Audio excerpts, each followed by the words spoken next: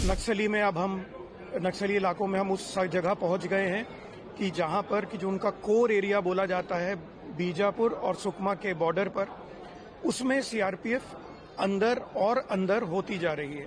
3 साल में इसको पूर्ण रूप से समाप्त कर सकते हैं। अब ये 3 साल का समय एक सेंस में लोग नक्सलवाद से दूर जाएंगे ही जाएंगे।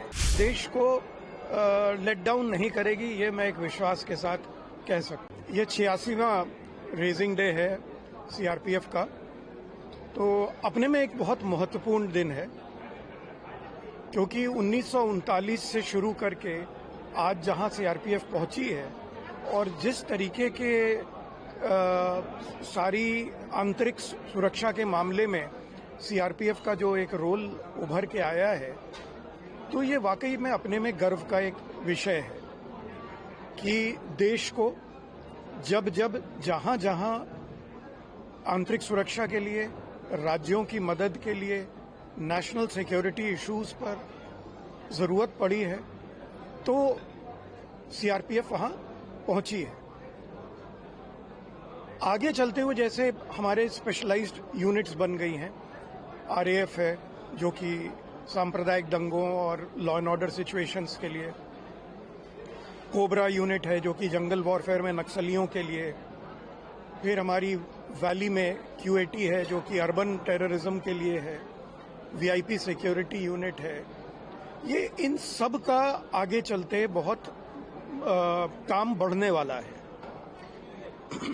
जैसे आप लोग सब देख ही रहे हैं कि मणिपुर एक संवेदनशील इलाका है, उसमें भी आने वाले समय में सीआरपीएफ का रोल बढ़ेगा। तो नक्सली में अब हम नक्सली इलाकों में हम उस जगह पहुंच गए हैं कि जहां पर कि जो उनका कोर एरिया बोला जाता है बीजापुर और सुकमा के बॉर्डर पर, उसमें सीआरपीएफ अंदर और अंदर होती जा रही है। हमारी लेटेस्ट उपलब्धि रही सीआरपीएफ की एज अ फोर्स कि हम पुवर्ती गांव पहुंच गए, जो कि बटालियन 1 जो नक्सलियों की एक पीएलजीए बटालियन का जो कमांडर है हिडमा, उसका गांव है। और जब फोर्स पहुंची तो उसका असर क्या हुआ, उसके साथ मेडिकल सुविधाएं पहुंच गई। तो हिडमा की मां का आधार कार्ड बन रहा है, उसका राशन कार्ड बन रहा है। ये एक अपने में बहुत बड़ा स्टेटमेंट है स्टेट की तरफ से, कि जो नक्सली हमेशा से कहते आ रहे थे कि ये इलाका एकदम निग्लेक्टेड है, यहाँ कोई आपको नहीं देखता, तो वहाँ सीआरपीएफ और स्टेट पुलिस के पहुंचने से बाकी सारी जो स्टेट के जो डेवलपमेंट मेजर्स होते हैं वो पूरे हो रहे हैं, वो वहाँ पहुंच रहे हैं, सुविधाएं पहुंच रही हैं, सड़क पहुंच रही है, बिजली पहुंच रही है, टेलीफोन टावर्स पहुंच रहे हैं। तो इनसे बहुत ज्यादा फर्क होने जा रहा है। जैसा कि सरकार ने डिक्लेयर भी किया है कि गृह मंत्रालय का ही इनिशिएटिव है कि जहां जहां सीआरपीएफ के कैंप खुल रहे हैं उसके 5 किलोमीटर में जितने भी गांव हैं वो टोटली भारत सरकार की स्कीम से सैचुरेट कर दिया जाए। तो जब ये होगा तो इसका असर होना ही होना है, लोग नक्सलवाद से दूर जाएंगे ही जाएंगे।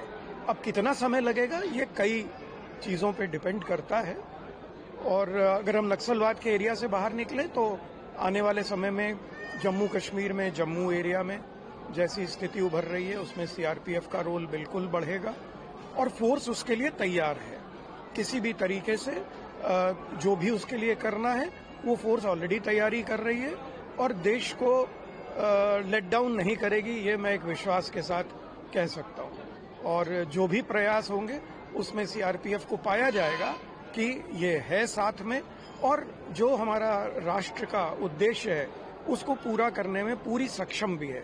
बहुत अच्छे अधिकारी हैं, बहुत अच्छे जवान हैं। ये मैं अपने जितना मैंने इस फोर्स को पिछले 7-8 महीने में देखा है, मैं बिल्कुल विश्वास के साथ ये बात कह सकता हूँ।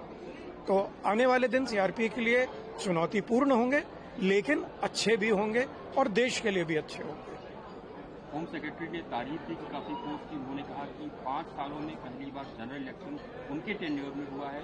सीआरपीएफ का जितना बड़ा रोल और जिम्मेदारी होती है उस तरीके से उन्हें देख के बड़ा आश्चर्य भी हुआ।